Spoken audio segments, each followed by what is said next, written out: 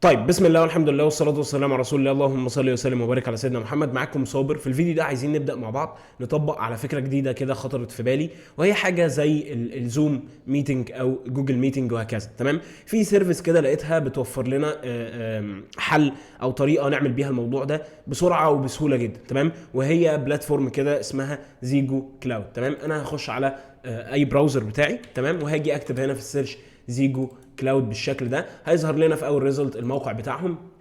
هبدا ان انا اخش وادوس على الموقع يعني. طيب، هنا بيقدم سيرفيسز كتير قوي، زي مثلا الفيديو كول، تقدر تعمل فيديو كول ابلكيشن او فويس كول مثلا، او لايف ستريمينج. لو انت عايز تعمل لايف ستريمينج سيرفيس مثلا موجوده عندك في الابلكيشن بتاعك ممكن تعملها. نفس الكلام لو انت عايز تعمل شات. فهو بيوفر لك يو اي كيت كده جاهزه تقدر ان انت تستخدمها على طول بدون ما انت تبني ويدجتس بايدك. يعني هنا بيقول لك انا عامل لك مجموعه كبيره قوي من اليو اي كيتس انت ممكن تستخدمهم بدون ما انت تبدا تبني الموضوع بايدك، يعني من الصفر وهكذا. تمام. طيب، انا هروح اعمل ساين اب وهاجي على السكشن بتاع الساين اب. هنا المفروض هنا احط النيم، الفيرست نيم بتاعي وليكن مثلا محمد بالشكل ده. اللاست نيم صابر كده اهو. الكونتري ممكن اخليها ايجيبت. تمام. تعالى نكتب هنا ايجيبت بالشكل ده. طيب، الايميل بتاعي هبدا ان انا احط الايميل بتاعي، وليكن انا هختار الايميل ده بتاع الجامعه، الايميل القديم بتاعي. طيب، وهنا المفروض ان انا هدوس على الجيت الكود، عايز ان انا اجيت الفيريفيكيشن كود. طيب، المفروض هنا بيقول لي لازم اكسبت الحاجات دي. طيب، هاجي اقول له جيت كود. طيب، طلع لي الويندو دي بيقول لي اختار هولد اند دراج ايه بليز كليك هولد اند دراج ذا اليمنت اون ذا رايت. تمام. تو ذا شيب. يعني ممكن اخد ده واحطه للشيب اللي هو القريب منه. تمام. ممكن اعمل كده فيريفاي بالشكل ده. طيب، هو هيروح يبعت لي الكود على الايميل بتاعي، هروح اجيب الكود واجي. طيب، بعد ما اوصل لي الكود انا هبدا ان انا احط الكود بتاعي هنا، وابدا ان انا اكريت باسورد ببساطه. حلو كده. ماشي بالشكل ده. وهاجي اقول له ستارت الفري تريال بتاعتي. عايز ابدا التجربه المجانيه يعني اللي بيوفرها الويب سايت. طيب، هو هنا المفروض ان هو دخلني على الويب سايت او على الداشبورد بتاعتي اللي انا هقدر من خلالها ان انا اعمل كل الحاجات اللي انا عايز اعملها. هنا بيقول لي دخل اسم الشركه بتاعتك، ممكن اسميها مثلا هو جايب لي هنت كده، او لا ده الميل. طيب، هو اسم الشركه مثلا ممكن تكون صابر. الويب سايت بتاعي مثلا صابر دوت تك بالشكل ده. طيب، هو ده دومين قديم قوي، كان صابر سان دوت تك. تمام. هو مش شغال دلوقتي تقريبا. طيب، الجوب نيم بتاعي انا ممكن اكون individual developer. طيب، الاندستري هي اي تي تكنولوجي وهكذا. طيب، بيقول لي الفون نمبر، ممكن ابدا ادخل رقم التليفون بتاعي. طيب، بالشكل ده 10 30 39 38 15 كده اهو. وهاجي اقول له تعالى. طيب، نختار مصر. طيب، مصر مصر مصر مصر كده اهو. طيب، هدوس كونتينيو. والمفروض ان هنا ان هو بيقول لي ان انت عندك بنفيتس كتير هتقدر تستفاد منها، زي 10000 دقيقه مجانيه هاخدها وهستفاد منها في السيرفيسز الكتير اللي هم بيقدموها. تمام. زي الان اب شات، زي الحاجات الكتير قوي او السيرفيس كتير اللي هم بيقدموها لي. تمام. نفس الكلام برضو انا عندي سبورت، انا ممكن انا اخش اتكلم مع التكنيكال سبورت مثلا لو في مشكله معينه مواجهاني او في حاجه عايز اعرفها. فكل الحاجات دي بنفيتس هقدر ان انا استفاد منها بمجرد ما انا انشات الحساب بتاعي. طيب، هخش على الداشبورد بتاعتي وعايز ابدا اتعرف عليها وابدا ان انا اكريت البروجكت بتاعي. طيب، هنا بيقول لي جايب لك سلايدر هنا بيوريك انت خدت قد ايه دقايق، قد ايه من ال 10000 دقيقه المجانيه بتوعك. نفس الكلام هنا في البالانس بتاعتك، فاضل لك قد ايه فلوس، او في فلوس قد ايه موجوده في البالانس بتاعتك تقدر تشتري بيها وهكذا. طيب، هاجي على الكرييت يور فيرست بروجكت. انا عايز اعمل بروجكت خاص بيا. طيب، فانا هاجي هنا، انا عندي حاجات كتير قوي انا ممكن ان انا اعملها. ممكن اعمل لايف ستريم، ممكن اعمل لايف اوديو روم مثلا، لو اللي هو زي مثلا الابلكيشن بتاع كلوب هاوس وهكذا. ممكن اعمل ان اب شات، ممكن اعمل فيديو كول. انا هختار الفيديو كونفرنس ان انا اعمل زي ميتنج كده كبير وهكذا. طيب، هاجي اقول له نيكست وعايز لقيته هنا بيقول لي المفروض ان انت تدخل البروجكت نيم بتاعك، اسم البروجكت. انا هسميه مثلا صابر. صابر بالشكل ده بس. تمام. ماشي، هسميه صابر بالشكل ده. انت تقدر تسميه الاسم اللي انت عايزه. نفس الكلام هنا بيقول لك انت عندك طريقتين ان انت تتعامل بيهم مع البلاتفورم دي. اول طريقه واللي احنا هنتعامل بيها على طول وهي اليو اي كيت الجاهزه اللي احنا هنستخدمها. تمام. هاجي هنا اقول له ستارت ويز يو اي كيتس.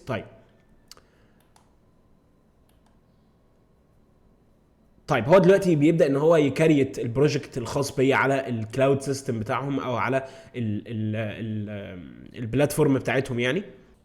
طيب وهو كده خلص الابلكيشن بتاعنا، تعالى نيجي نقول له ستارت بيلدينج. هنا بيقول لي ان انا موفر لك حاجات كتير قوي تقدر ان انت تستخدمها او تانتجريت معاها. ممكن تانتجريت السيرفيس بتاعتهم عن طريق الويب او الاي او اس او الاندرويد او رياكت نيتف، وفي حالتنا احنا عايزين نانتجريت في فلاتر. طيب انا عايز يوريني الدوكيومنتيشنز بتاعت الفلاتر عشان ابدا ان انا استخدم السيستم بتاعهم او الحاجات بتاعتهم يعني. هاجي اقول له سيف اند ستارت تو انتجريت. طيب دخلني هنا، وهنا جايب لي حاجتين مهمين قوي، جايب لي الاب اي دي تمام، وفي الاب ساين الخاص بالمشروع او بالبروجكت بتاعي. الحاجات دي انا محتاجهم قوي، والحاجات دي المفروض تكون سكيورد كده، انت مخزنها في الابلكيشن بتاعك بشكل كده سكيورد يعني، عشان هي حاجات سنسيتيف شويه وحاجات كلها يعتبر بفلوس يعني. السيرفيس قدام هي بتديك فتره كبيره قوي مجانيه تقدر تستخدمها، ولكن هي قدام هتكون بعد ما تخلص ال 10000 دقيقه يعني هتكون بفلوس، فبالتالي انت محتاج ان انت تحافظ على دول بشكل كده ايه كويس يعني. طيب انا هروح على السكشن بتاع الكويك ستارت ده. طيب هيدخلني هنا او هيعمل نافيجيت على الدوكيومنتيشنز بتاعتهم الخاصه بفلاتر اللي انا هبدا من خلالها ان انا انتجريت مع فلاتر. طيب هنا جايب لي حاجات كتير قوي، عايزين نبدا واحده واحده نتعامل مع الحاجات دي. بيقول لي هنا اول حاجه انت المفروض ان انت تاد الديبندنسي دي اللي هي بتاعت زيجو كلاود، زيجو يو اي كيت بري بيلت فيديو كونفرنس. الباكج بتاعتهم دي اقدر ان انا اخدها مثلا واروح على الباب دوت ديف بالشكل ده. تعالى يمكن نشوف دوكيومنتيشنز هناك او اي حاجه. طيب هدوس او هسرش باسم الباكج دي ممكن. تعالى بس ناخد التابه دي هنا اهو. طيب الباكج كبيره قوي، جايبه 1000 داونلود. هي مش كبيره قوي ولكن كويسه يعني. بيقول لك الفيتشرز اللي الباكج دي بتوفرها لك وحاجات كتير قوي تمام. طيب انا هاخد الباكج دي بالشكل ده. تعال الاول نكريت فلاتر بروجكت عشان انا ما عملتش فلاتر بروجكت اصلا. اول حاجه بيقول لك اد الباكج دي. تعال ناخد الكوماند بتاعهم اللي هم مجهزينه ده عشان اضيف بيه الباكج. طيب تعال نروح على التيرمينال بالشكل ده، وهبدا ان انا اضيف اللاين ده يعني ان انا اضيف الباكج. طيب وهدوس انتر، هيبدا ان هو يعمل داونلود وانستول للباكج.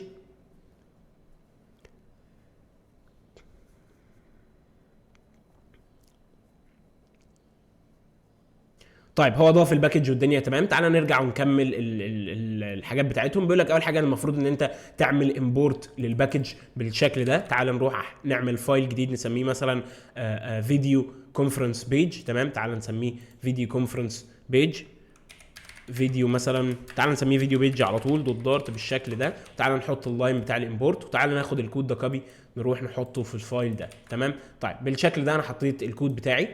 المفروض ان انا اعمل امبورت بس للماتيريال. طيب تعالى نعمل امبورت للماتيريال اب. تعالى نعمل امبورت، نقف على الستيتلس ويدجت دي ونعمل امبورت للماتيريال اب. وهنا بيقول لي انت عندك حاجتين مهمين قوي المفروض ان انت تضيفهم. اول حاجه انت هتروح تجيب الاب اي دي من الزيجو كلاود ادمن كونسول، وهتروح برضو تجيب الاب ساين، الحاجات اللي هي سكيورد اللي انا قلت لك عليها الاثنين اللي موجودين جوه الكونسول هنا اهو. طيب انا هروح اخد الحاجات دي واروح ان انا اضيفهم. تعالى بس نعمل فايل كده للكونستنتس تمام. نحط فيه الحاجات دي كلها. هعمل فايل هنا هسميه كونستنتس كده اهو دوت دارت بالشكل ده. تعالى نعمل كلاس نسميه كونستنتس، وعايزين نعمل هنا ستاتيك كونست انتجر مثلا هنسميه زيجو اب اي دي بالشكل ده، واحط فيه الاب اي دي اللي انا هاخده من الكونسول. نفس الكلام برضو عايز اعمل ستاتيك كونست سترينج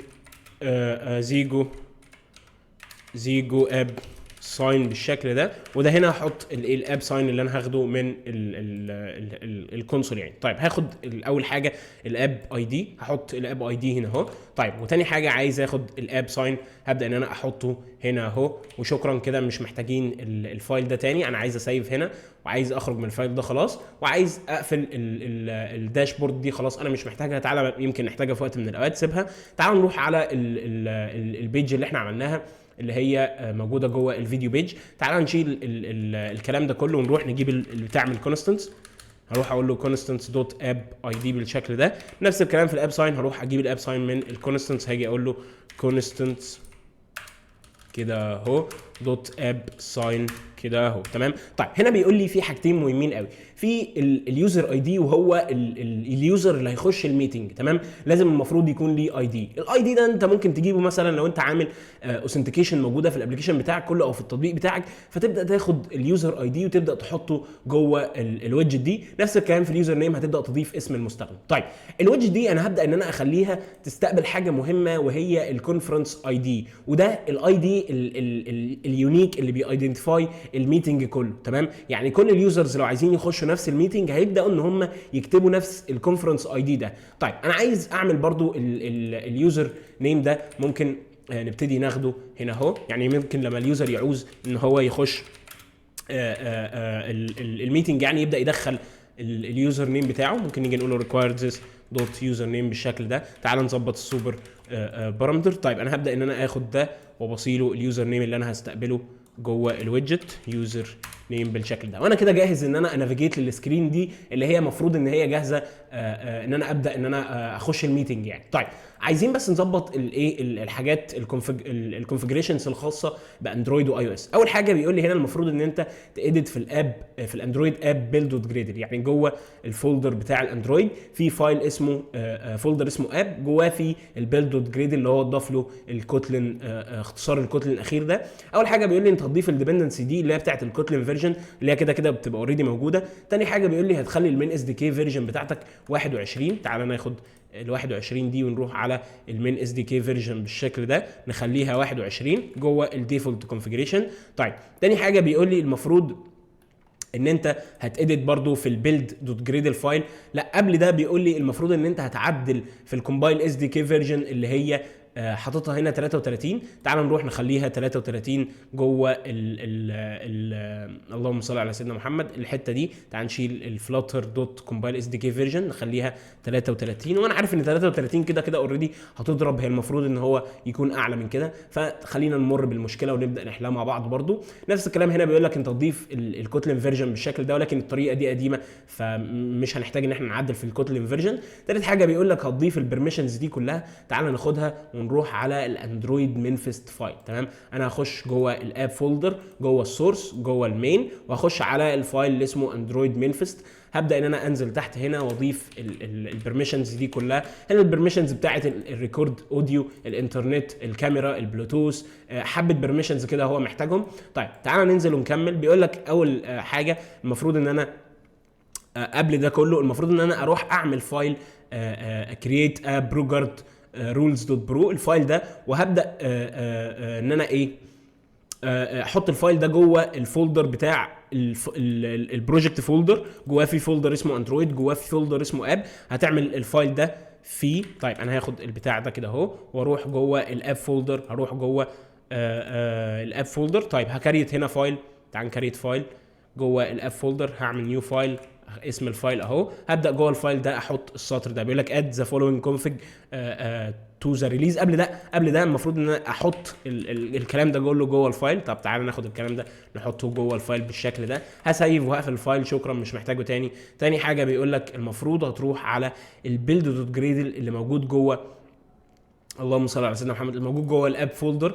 هتروح تضيف السطر ده جوه الريليز سيكشن. تمام. طيب تعالى ناخد السطر ده كوبي بالشكل ده ونروح على البيلد دوت جريدل كده اهو، ننزل تحت على الحته بتاعه الريليز او السيكشن بتاع الريليز. هضيف الكلام ده كله هنا اهو. طيب هضيف الكلام ده كله هنا بالشكل ده. ضفت الكلام زي ما هو قايل بالظبط. تعالى نقفل الفايل، خلاص مش محتاجينه. في كونفيجريشنز ثانيه؟ لا خلاص كده الحوار بتاع الاندرويد خلص. تعال نروح على الاي او اس فولدر نبدا نعدل في البرميشنز اللي فيه. طيب هنا بيقول لك المفروض في برميشنز هتبدا ان انت تضيفها جوه الفايل بتاع هتخش على البروجكت بتاعك.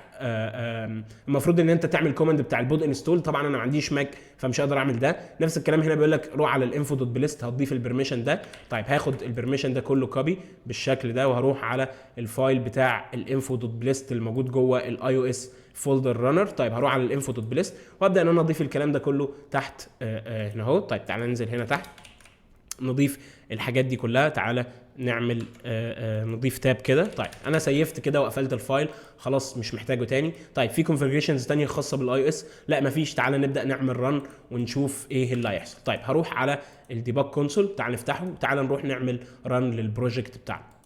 طيب زي ما توقعت هنا جايب لي اكسبشن بسبب الكومبايل اس دي كي فيرجن. المفروض ان انا اخليها 35 بدل ما زي ما هم قايلين، مش زي ما هم قايلين في الدوكيومنتيشنز، خليها 33. طيب هروح جوه البيلد دوت جريدل اللي هو جوه الاب فولدر، وهبدا ان انا اعدل في الكومبايل اس دي كي فيرجن، بدل ما هي 33 هخليها 35 بالشكل ده.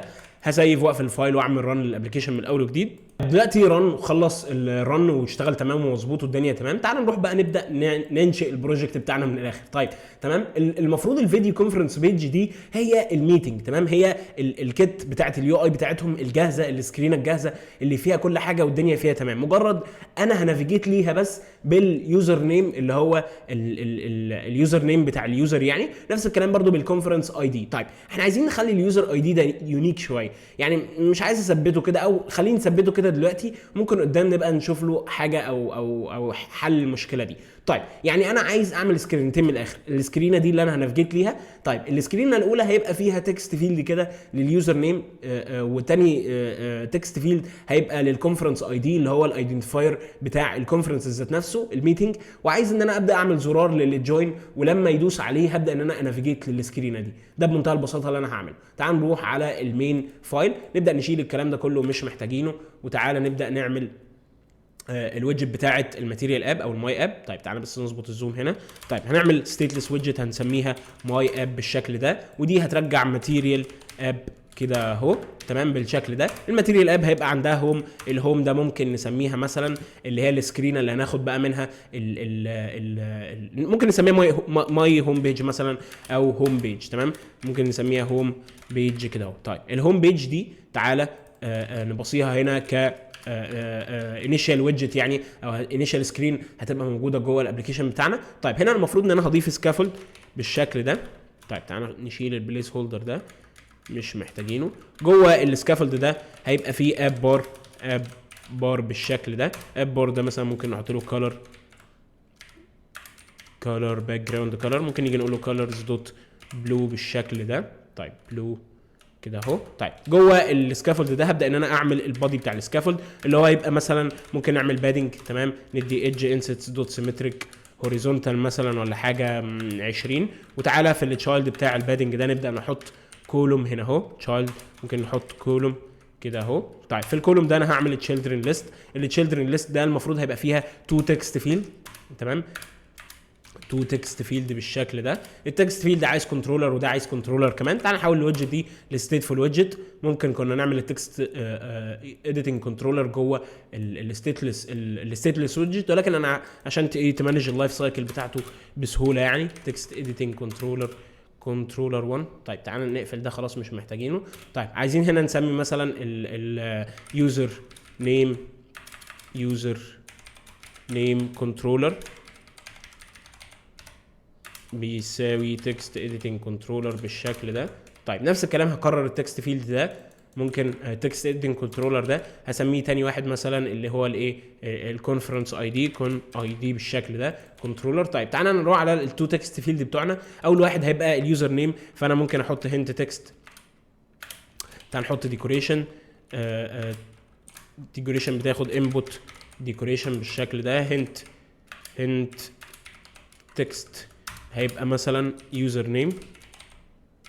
طيب المفروض ان انا هاجي ابصيله الكنترولر من اليوزر نيم كنترولر بالشكل ده. تعال نكرر نفس التكست فيلد ده، نحط سايزد بوكس ما بينه وما بين التاني. سايزد بوكس الهاي بتاعه هيكون مثلا 10 او حاجه. وتعال نحط التكست فيلد التاني، والتاني ده هيبقى ياخد الكون اي دي كنترولر. طيب وهنا ممكن اسميه كون اي دي بالشكل ده او اي دي، تمام، اي دي بالشكل ده. طيب تعال نسيف. طيب المفروض ده شكل الديزاين العبيط بتاعنا، يعني انت ممكن تبقى تظبطه، ممكن بقى تدي مثلا تعمل اوتلاين انبوت بوردر والحاجات دي كلها. ما علينا بالكلام ده كله، دي مش فكره الابلكيشن او ده مش الهدف من الفيديو اقصد. طيب تعال نحط هنا سايز بوكس 20، ونبدا ان احنا نحط الاليفيتد بutton اللي هبدا من خلاله ان انا نافيجيت للسكرينه الجديده بالداتا بتاعتي، يعني باليوزر نيم والحاجات دي كلها. طيب التشايلد بتاعي هيبقى تكست ممكن نيجي نعمل زرار مثلا اسمه او التايتل بتاعه جوين يعني. طيب تعالى نعمل فورمات،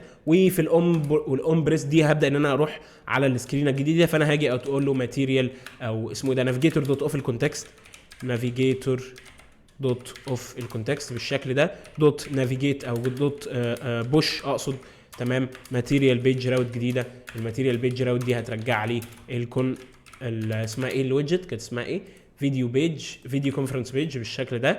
هبدا ان انا ريتين الفيديو كونفرنس بيج. تعالى نعمل لها امبورت. هتلاقيها عايزه حاجتين، عايزه اليوزر الكونفرنس اي دي اللي هو الكون اي دي كنترولر، هاخد منه التكست اللي شايله. نفس الكلام في اليوزر نيم، هبدا ان انا اخد اليوزر نيم من اليوزر نيم اديتنج كنترولر، هاخد منه التكست برضو بنفس الكلام يعني. تمام، تعالى ندوس كده ونعمل سيف ونعمل ريستارت. تمام، الدنيا مظبوطه. ممكن نحط الحاجات دي في النص عشان شكلها فوق كده عبيط قوي، فممكن نيجي نقول له المين اكسس الاينمنت بتاعتك، مين اكسس الاينمنت حطها لي في السنتر، سنتر لي الكلام ده كله. طيب تعالى نزود دي كده شويه قشطه. تعالى بقى نبدا نجرب الكلام ده، تعالى نجرب الكلام ده. طيب انا هاجي على اليوزر نيم هنا، والمفروض ان انا هدخل مثلا كلمه صابر، وهاجي على الاي دي ده ممكن مثلا نعمل اي دي يونيك 1 2 3 4 5 6 بالشكل ده، وادوس جوين.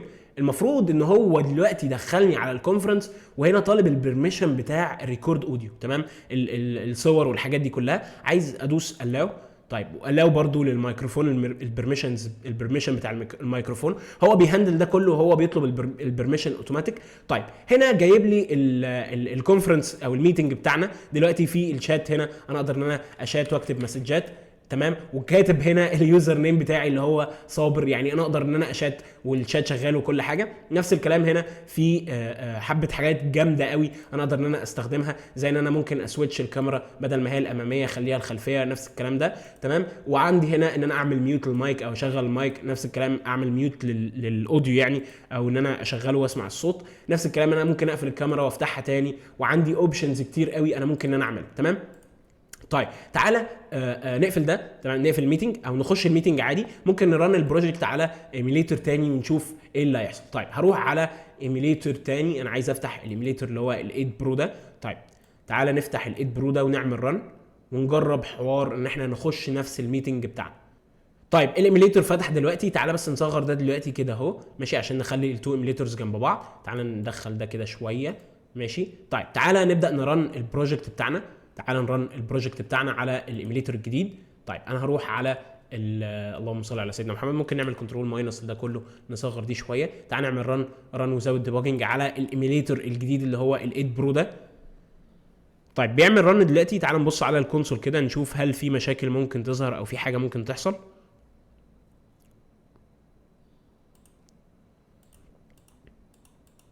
طيب هو دلوقتي بعد ما خلص رن ودخلني على الايميليتور بتاعي، الابلكيشن دلوقتي فتح واشتغل. طيب انا عايز اعمل او اضيف يوزر جديد. اليوزر ده مثلا ممكن يكون حسام مثلا. تمام، حسام بالشكل ده، وكان الميتنج بتاعنا الاي دي بتاعه 1 2 3 4 5 6، وعايز ادوس جوين وعايز اشوف ايه اللي هيحصل. تمام، طلب البرميشن هنا وطلب البرميشن بتاع الاوديو، دخلني على الميتنج. بس اول لما دخلت على الميتنج من هنا، التاني اوتوماتيك راح خارج منه. تمام، ملاحظ ان هو اول ما دخلت على الميتنج من هنا في الايميليتور الثاني هو راح خارج.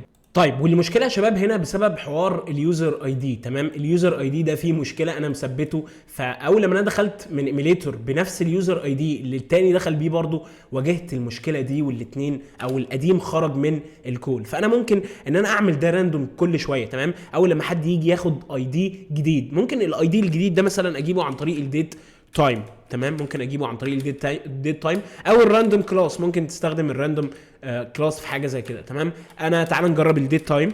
تمام، تعال نجرب الديت تايم بالشكل ده. هاجي اقول له ديت تايم دوت ناو. تمام، وعايز مثلا اقول له المايكرو سكندز مثلا، هاخد المايكرو سكندز واجي اقول له دوت تو سترينج بالشكل ده. تمام، تعال ندوس كنترول اس ونسيف الحوار ده. وتعالى نبدا نعمل ديسكونكت هنا من الكول. تعالى نعمل ريستارت على الايميليتور الاولاني ونعمل ريستارت على الايميليتور الثاني. طيب عملت ريستارت وكده الدنيا تمام. لا هو ما عملش ريستارت، لو عمل ريستارت كان الكنترولرز دي اتشالت. طيب هو هنا جايب لي مشكله، بيقول لي ان انا عامل امبورت الباكج غلط. طيب تعال نشيل الباكج دي. تمام، تعال نعمل ريستارت. طيب عملت ريستارت على الايميليتور الاولاني، تعال نعمل ريستارت على الايميليتور الثاني.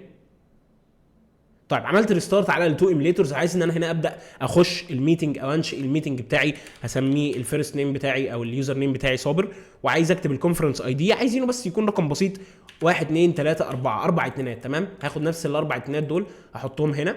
طيب لا ثواني، انا خدت الامبورت ده غلط. 1 2 3 4 بالشكل ده. اليوزر نيم بتاعي اللي هنا هيكون مثلا اسمه حسام. تمام كده الاثنين جاهزين ان هم يبداوا يخشوا الميتنج. انا هبدا اخش من اول ايميليتور الميتنج. طيب دخلني على الميتنج وانا كده لايف، اقدر ان انا ابدا ان انا ابعت شات او ابعت في الشات وكله تمام. عايز اخش الميتنج الثاني بنفس الاي دي، تعال نخش بقى ونجوين. طيب هنا دخلني الميتنج الثاني، وكده الاثنين يوزرز بيكلموا بعض، والسيرفيس بصراحه جميله. نقدر ان احنا نشات هنا، نكتب حبه حاجات قوي حلوه قوي. طيب نفس الكلام هنا، لو فتحت الشات هلاقي ان صابر بعت هنا. طب انا لو بعت هنا هلاقي ان حسام هنا بعت رساله ثانيه. وبكده نكون عملنا فيديو ميتنج او حاجه زي زوم او جوجل ميتنج. تقدر ان انت تطور الموضوع ده وتعمل مثلا يوزرز، او ان انت تسهل الدنيا على اليوزرز ان هم مثلا ايه يعملوا انفايت لبعض عن طريق ان هم خدمه مثلا تستخدم فاير بيز هنا او حاجه، ان انت تعمل اوثنتيكيشن مثلا لليوزرز بتاعتك، وتبدا ان انت تمكنهم من ان هم يخشوا ميتنج واحد وهكذا. ونفس الكلام انت تقدر تستفاد من زيجو كلاود في حاجات كتير قوي، ان انت تبص على الحاجات الكتير او السيرفيس الكتير اللي هي بتقدمها، زي مثلا لايف ستريمينج، زي الان اب شات. ممكن تعمل شات بدل ما انت تعمله بفاير بيز مثلا، او تعمله بسوبا بيز، او تعمله مثلا بباك اند وتحتاج تربط بحاجات كتير قوي.